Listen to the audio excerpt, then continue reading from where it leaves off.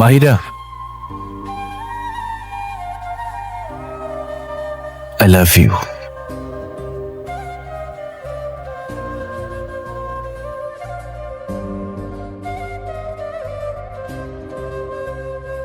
Enough is enough. অনেক নাটক করেছেন, আমিও সহ্য করেছি। এবার সিরিয়াসলি বলছি, আপনি চলে যান। আপনি কি ভেবেছেন সবকিছু এত সহজ? আপনার এখানে আসা থেকে যাওয়া আমার জন্য এত সহজ না। গ্রামের মানুষ তাকায়, কথা বলে, জাজ করে। আপনি তো কাল চলে যাবেন, কিন্তু আমাকে এখানেই থাকতে হবে।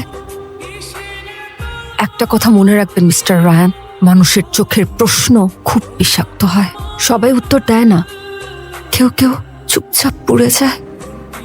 আপনি এটা কেন বুঝতে পারছেন না যে আপনার প্রেজেন্স আমার পছন্দ হচ্ছে না? আমি এটা সহ্য করতে পারছি না। আপনি আমার বস ছিলেন, সেখানে থাকলেই ভালো হতো। আমার ব্যক্তিগত জীবনে ঢোকার অধিকার আপনাকে কে দিয়েছে? আপনি দয়া করে আমাকে নিয়ে কোনো স্বপ্ন দেখবেন না, কারণ আমি সেই মানুষ না যাকে নিয়ে আপনি আপনার ভবিষ্যৎ ভাবছেন। আপনার এখানে আসা, এই নাটক, এসব বাড়াবাড়ি, এগুলো আমার আর সহ্য হচ্ছে না। সো প্লিজ লিভ রাইট নাও।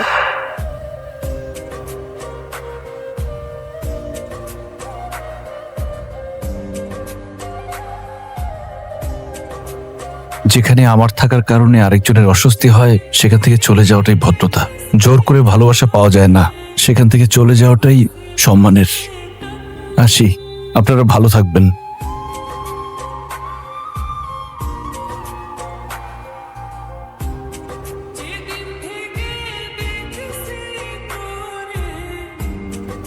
দেখো মা, রায়ান তোমাকে ভালোবাসে। আমি চাই যে তোমাদের বিয়েটা হয়ে যাক।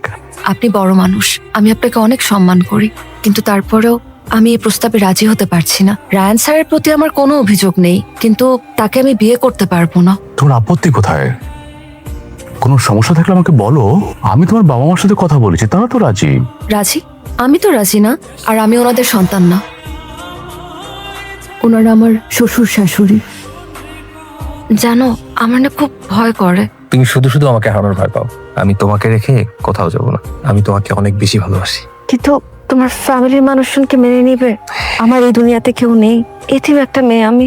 তোমার ফ্যামিলি কেন আমার সাথে তোমাকে বিয়ে দিতে রাজি হবে?